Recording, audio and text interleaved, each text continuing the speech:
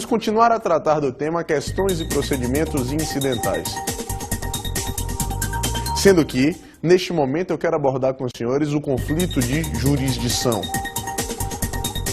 Os problemas de competência não se resolvem tão somente pela interposição das exceções, mas também pelo chamado conflito de jurisdição. Então, o conflito de jurisdição ocorre quando dois ou mais juízes divergem sobre a competência para apreciar uma determinada demanda, ou entendem-se por incompetentes para apreciar um determinado feito, e até mesmo, doutores, ocorre conflito de jurisdição em havendo divergência quanto à unificação ou separação de processos nos casos de conexão e continência. Meus amigos, com este breve conceito, eu já passo a tratar com os senhores das espécies de conflito. Meus amigos, o conflito é positivo quando dois ou mais juízes entendem-se como competentes para apreciar um feito. E o conflito é negativo quando dois ou mais magistrados se entendem por não competentes para apreciar a matéria. Doutores, aí estão as espécies de conflito. Quero ressaltar que o conflito de jurisdição ocorre sempre entre magistrados. Faço isso para lhes fazer a distinção entre o conflito de atribuições. O conflito de atribuições ocorre entre um órgão do judiciário e um órgão afeto a outras esferas de poder. E o conflito de atribuições pode se dar entre órgãos não pertencentes ao judiciário. Meus amigos, o conflito de atribuição entre um órgão do judiciário e um órgão não jurisdicional normalmente é resolvido, dirimido na esfera jurisdicional. Ao passo que o conflito de atribuição que envolve órgãos não jurisdicionais, como regra, é dirimido fora da esfera jurisdicional. Exemplo, imagine a seguinte situação: dois promotores de justiça dentro de um estado da federação não se reconhecem como com a atribuição para ofertar uma determinada denúncia. Percebam, meus amigos, estamos aí diante de um conflito negativo de atribuições. Os dois promotores entendem que não tem atribuição naquele caso específico para atuar na matéria. Doutores, quem vai resolver este conflito? Simples. O conflito é resolvido dentro da esfera do Ministério Público. Cabe ao chefe da instituição, ao procurador-geral, a resolução deste conflito, indicando qual dos promotores tem atribuição para atuar naquele feito. Agora, quanto ao conflito de jurisdição, e que o senhor já sabe, envolve pelo menos dois órgãos jurisdicionais, vamos ver o processamento do feito. Qual o esquema procedimental para solucionar este conflito?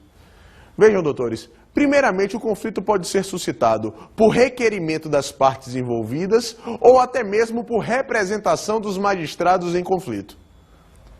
Em sendo o conflito negativo, pode ser suscitado nos próprios autos.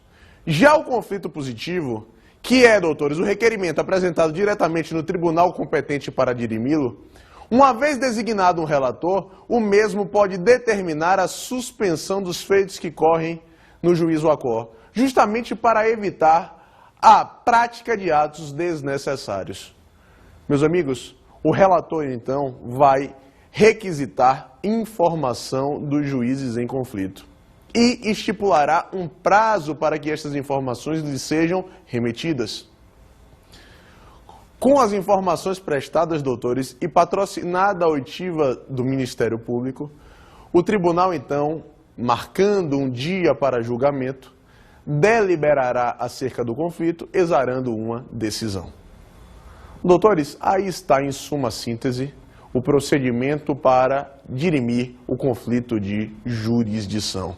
Agora os senhores me perguntariam, Nestor, quem tem competência para dirimir o conflito de jurisdição?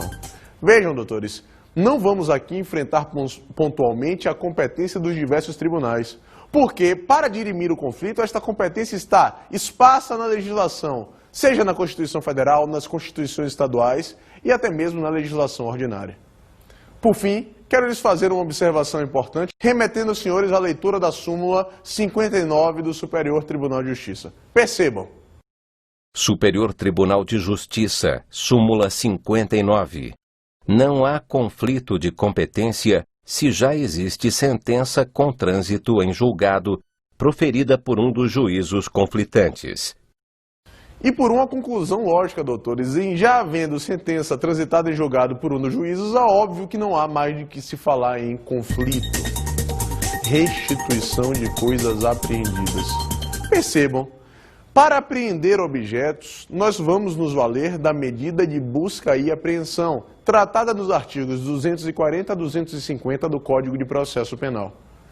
E, doutores, desde a fase do inquérito policial, os objetos já podem estar apreendidos e vão acompanhar toda a persecução criminal enquanto se fizerem importantes para a mesma. A respeito, vejam a leitura do artigo 118 do Código de Processo Penal. Código de Processo Penal, artigo 118. Antes de transitar em julgado a sentença final, as coisas apreendidas não poderão ser restituídas enquanto interessarem ao processo. Percebam que a medida que estamos estudando objetiva justamente a restituição dos objetos que encontram-se apreendidos no transcorrer da persecução criminal.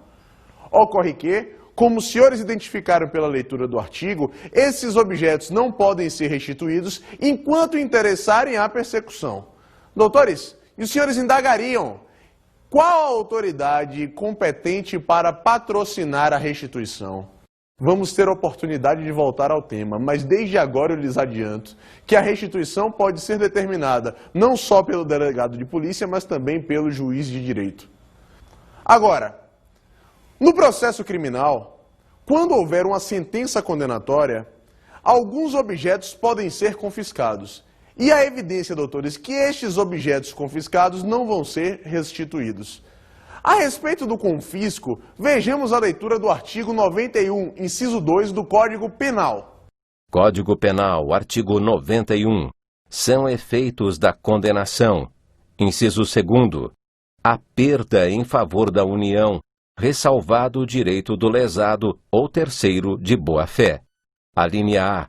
Dos instrumentos do crime, desde que consistam em coisas cujo fabrico, alienação, uso, porte ou detenção constitua fato ilícito. Alínea B. Do produto do crime ou de qualquer bem ou valor que constitua proveito auferido pelo agente com a prática do fato criminoso. Percebam pela leitura do artigo que a sentença condenatória implica na perda, no confisco de determinados objetos, ressalvado a evidência o direito do lesado ou de terceiro de boa-fé, o que o senhor concluiria: como regra, estes objetos não são restituídos, salvo o direito do lesado e do terceiro de boa-fé. Agora, doutores, como é que vai se dar o processamento da restituição? Veja, o procedimento está disciplinado no artigo 120 do Código de Processo Penal. Já vimos que compete ao delegado ou ao juiz de direito deliberar acerca da restituição. Agora, doutores, o delegado de polícia só patrocina a restituição se o bem não tiver sido apreendido na posse de terceiro de boa-fé e se também não houver dúvidas acerca da titularidade deste respectivo bem. E como condição sine qua non, se o bem também não mais interessar a persecução criminal. Aí está, meus amigos, a atribuição por parte do delegado que atua a evidência na fase pré-processual. E vejam, e quando o juiz de direito, então, deliberaria acerca da restituição? Meus amigos, cabe ao magistrado deliberar acerca da restituição se o bem, primeiramente, foi apreendido na posse de terceiro de boa-fé e também em havendo dúvidas acerca da titularidade do bem. Vejam, doutores, vocês me perguntariam: Nestor, como é este procedimento? Doutores, uma vez apresentada a petição, o requerimento para a restituição, o magistrado oportuniza a parte contrária, no prazo de 5 dias, deliberar a respeito do pedido. Em havendo, então, a decisão autorizando ou não a restituição. Já se o bem foi apreendido na posse de terceiro de boa-fé e este terceiro de boa-fé requer a restituição, o juiz delibera que a parte contrária se manifeste no prazo de 5 dias, oportunizando depois, no prazo de 2 dias, a apresentação de razões. E, ao final, vai exarar a sua decisão. Doutores, se mesmo assim, havendo esta instrução procedimental, o magistrado criminal ainda estiver na dúvida acerca da titularidade do bem, deve remeter as partes ao juízo cível para que lá seja deliberado acerca da titularidade do objeto. Enquanto isto, o mesmo vai ficar depositado à disposição do juízo. Quero lhes fazer uma observação acerca da restituição dos objetos facilmente deterioráveis. Se assim o for, o juiz pode determinar a venda do mesmo em leilão, depositando-se o saldo à disposição do juízo, ou até mesmo conferir que o mesmo fique nas mãos da pessoa que o detinha, desde que este seja pessoa idônea e assine termo de responsabilidade.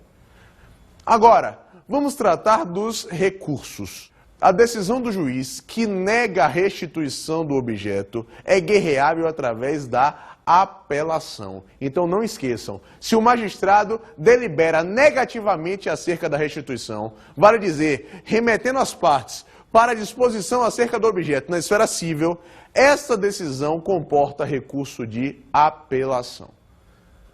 Por fim, meus amigos, precisamos fazer algumas observações importantes para o nosso estudo. Vamos tratar como primeira observação dos objetos não reclamados. Percebam que eu quero que você, estudante, faça a seguinte distinção. Em havendo a apreensão de objetos no transcorrer da persecução criminal, e uma vez havendo uma sentença condenatória, eventualmente os objetos podem ser confiscados. É o escopo do artigo 91, inciso 2 do Código Penal, já estudado por nós. Lembrem-se, os instrumentos do crime e o produto ou proveito do crime, salvo o direito do lesado ou terceiro de boa-fé, como regra serão confiscados. Ocorre que existem objetos que no transcorrer da persecução criminal e em havendo uma sentença não serão confiscados, mas também eventualmente não foram reclamados por algum interessado. Ficaria a pergunta, o que fazer com estes objetos? O Código de Processo Penal resolveu a questão no seu artigo 123. Percebam, ao final do processo, em havendo trânsito em julgado da sentença, seja condenatória ou absolutória, esses objetos que não foram confiscados e nem foram reclamados, após 90 dias do trânsito em julgado desta sentença, serão levados a leilão. Doutores, e o produto deste leilão será depositado em favor do juízo de ausentes, aguardando então que um interessado venha a reclamá-lo. Meus amigos, preciso ressaltar também aos senhores o que fazer com os instrumentos do crime que foram apreendidos. Vejam bem, em havendo a apreensão de instrumentos das armas do crime, nos dá a solução o artigo 124 do Código de Processo Penal. O artigo 124, então, doutores, trata do que fazer com os instrumentos do crime e os objetos confiscados em havendo uma sentença condenatória, com espec no artigo 91, inciso 2 do Código Penal. Percebam, normalmente esses objetos serão destruídos, mas, se interessante for, podem ser mantidos no Museu Criminal. Quero lhes ressaltar também, a título de observação, uma novidade, doutores. Na verdade, a inserção do artigo 530-G pela Lei 10.695 de 2003 ao Código de Processo Penal. E o artigo 530-G delibera acerca da destruição dos objetos produzidos com violação do direito à propriedade imaterial. E, meus amigos, também ainda quero destacar a importância do artigo 20 da Lei 7.716 de 1989. O artigo 20, doutores, delibera acerca da destruição dos objetos que apresentem a cruz gamada ou suástica. Lembre-se, doutores, a Lei 7716, que trata justamente dos crimes de preconceito de raça ou cor. Vamos tratar agora de mais um procedimento incidental. Na verdade, o procedimento de insanidade mental. Meus amigos, em havendo suspeitas na persecução criminal de que o indivíduo não goze das suas faculdades mentais, deve ser instaurado o competente incidente para deliberar acerca da sanidade ou não do suposto autor da infração criminal. O incidente de insanidade mental é tão importante, doutores, na verdade é uma questão de ordem pública, que o caput do artigo 149 autoriza não só o magistrado determiná-lo de ofício, mas também por requerimento do Ministério Público, do curador, dos ascendentes, dos descendentes, dos irmãos e até mesmo do cônjuge da pessoa que supostamente não goza da rigidez mental.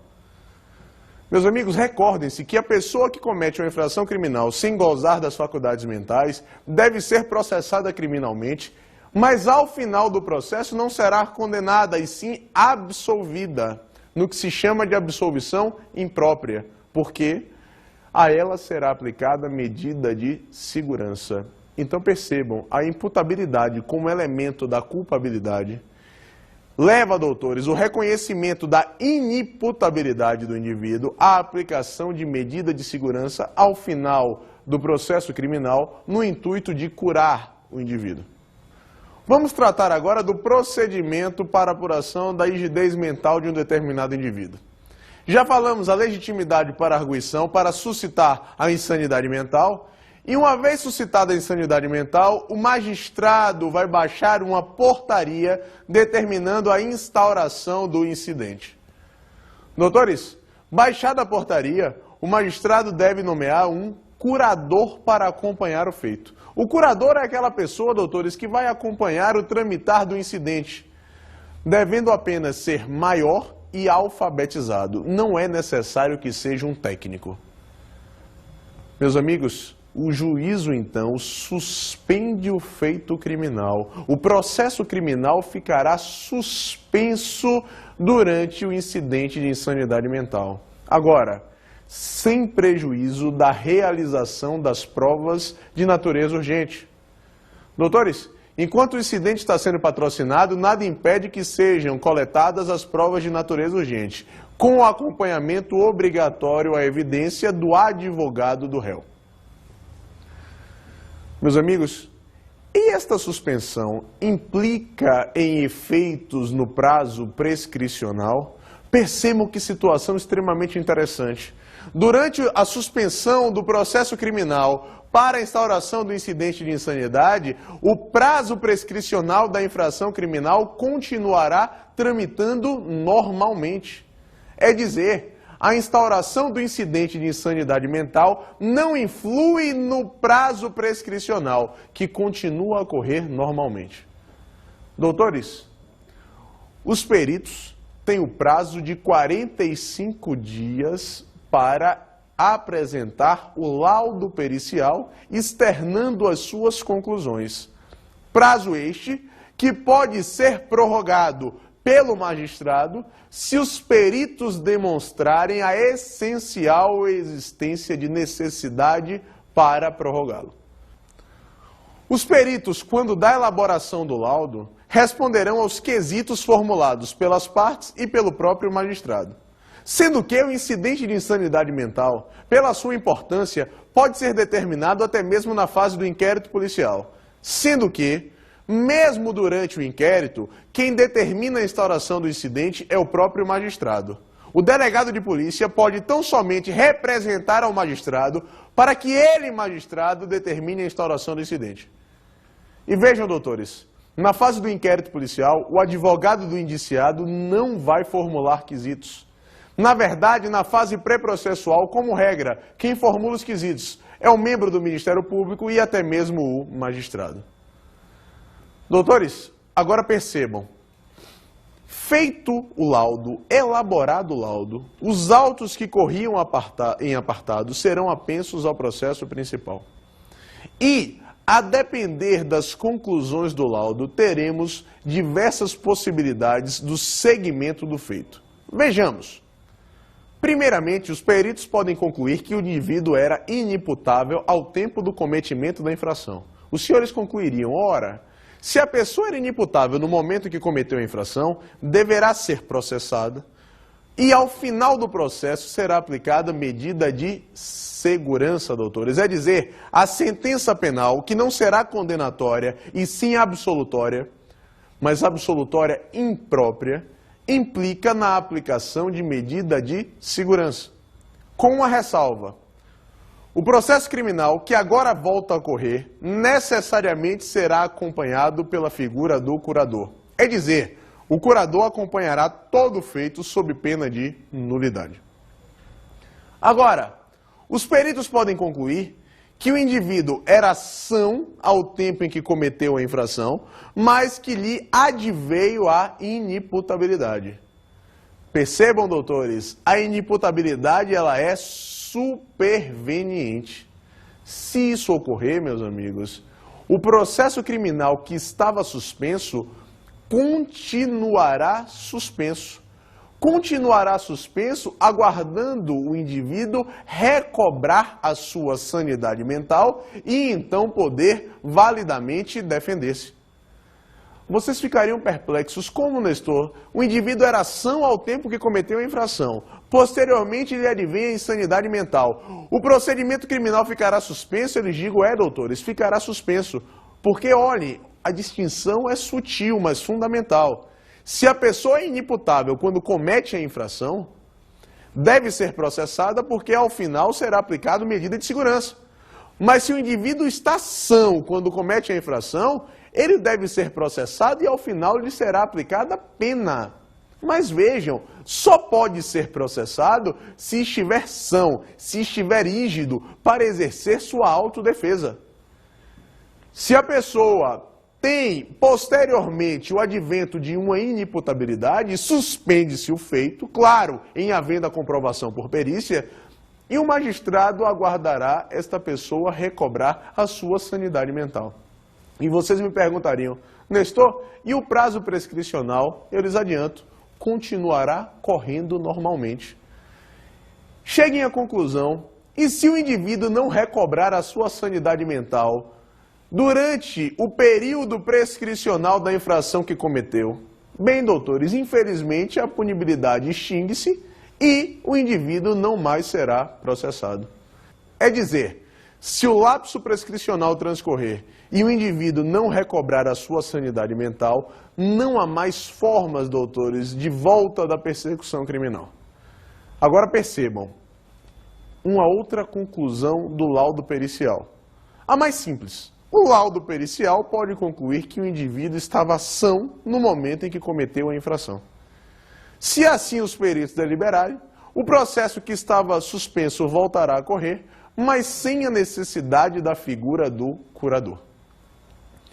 Agora, doutores, vamos às nossas observações. Vejam que o indivíduo, no transcorrer das execuções criminais, pode lhe advir a inimputabilidade. É dizer, a pessoa era são quando cometeu a infração, foi condenada, a ela foi aplicada pena e já está sendo executada. Ocorre que, durante o cumprimento desta pena, lhe sobrevém a insanidade mental.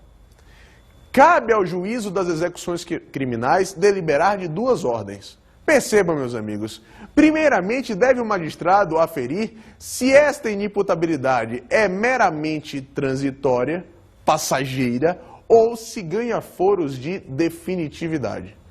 Meus amigos, se a inimputabilidade for meramente transitória, o magistrado vai invocar a aplicação do artigo 41 do Código Penal, ou seja, determina a transferência do indivíduo do estabelecimento prisional onde se encontra para o manicômio judiciário, e lá ele continuará tratando-se, e o tempo em que ficar contará como se fosse cumprimento de pena. Veja, simplesmente o indivíduo passa a cumprir a pena em outro estabelecimento, na verdade do manicômio, porque lá estará submetido a tratamento.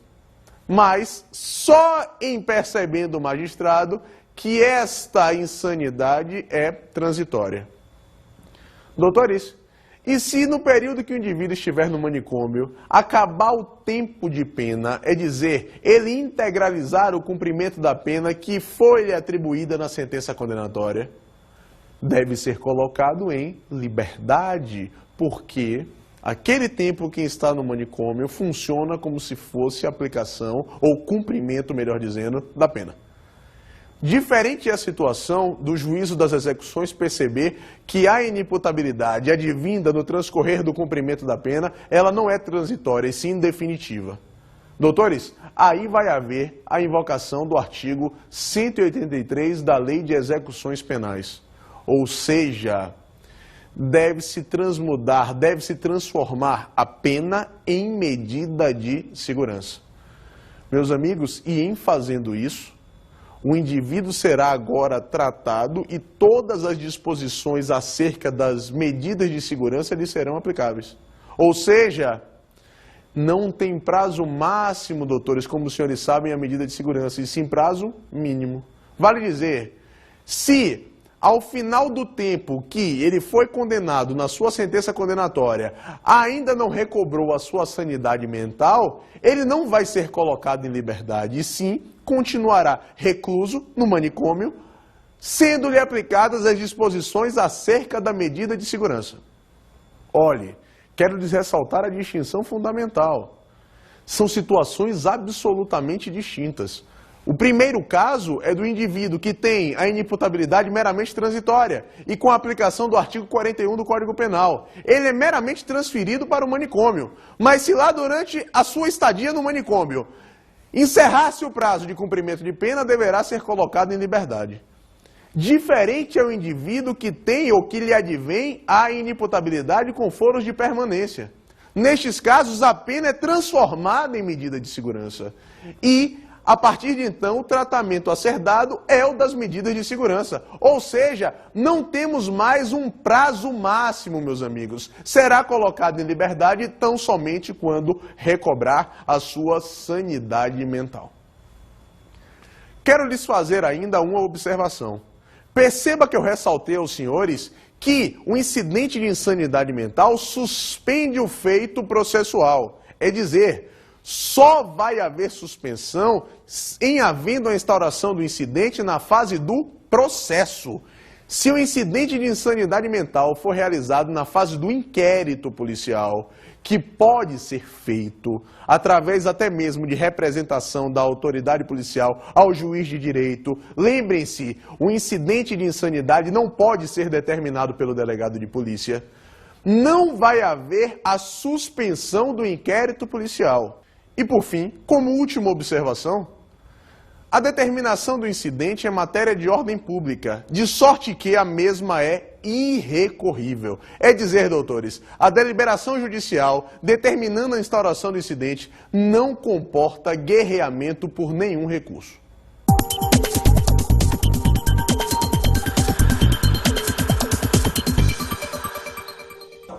Como dica de estudo de hoje, quero ressaltar a importância do conflito de jurisdição, seja o positivo, seja o negativo, e sua distinção dos conflitos de atribuição.